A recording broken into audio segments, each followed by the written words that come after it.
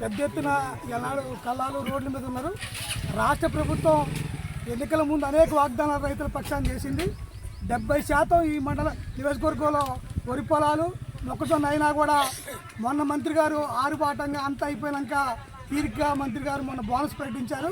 రైతుల పక్షాన ఈ రాష్ట్ర ప్రభుత్వం రైతులకు వ్యతిరేకంగా దళారులకు అనుకూలంగా ఉన్నారు కాబట్టి రైతాంగం పూర్తిగా ఈనాడు మాకు గిట్టుబాటు ధర ఉండాలని కోరుతున్నారు. అనేక వ్యవసాయం ఎక్కువ పంట పడినా కూడా రైతుల మీద అనేక ఆంక్షలు పెట్టి మేము ఇంతే కొంటాం అంతే కొంటామని చెప్తూ ఏదైతే మధ్య దళారులను ప్రోత్సహించేటట్టు ఈ రాష్ట్ర ప్రభుత్వం మంత్రి గారు ప్రత్యేకంగా ఇక్కడ మోటాపురంలో ఇలా మొక్కజొన్న కేంద్రం ఏర్పాటు సంతోషం.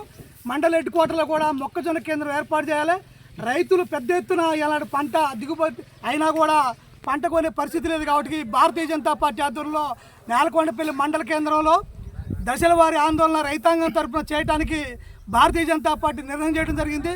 పెద్ద ఎత్తున రైతులు రాష్ట్ర ప్రభుత్వానికి వ్యతిరేకంగా ఈనాడు ఉన్నారు. ఈ రైతాంగాన్ని ఉసురు ఖచ్చితంగా రాష్ట్ర ప్రభుత్వం తగులుతుంది. ముఖ్యమంత్రి గారు అనేక సందర్భాల్లో చెప్తున్నారు రైతు పక్షపాతం అని. రైతులకు వ్యతిరేకంగా ఉన్న ఈ కాంగ్రెస్ పార్టీని వచ్చే ఎంపీటీసీ జెడ్పీటీసీ ఎన్నికల్లో వాడగొట్టాలని భారతీయ జనతా పార్టీ విజ్ఞప్తి చేస్తుంది.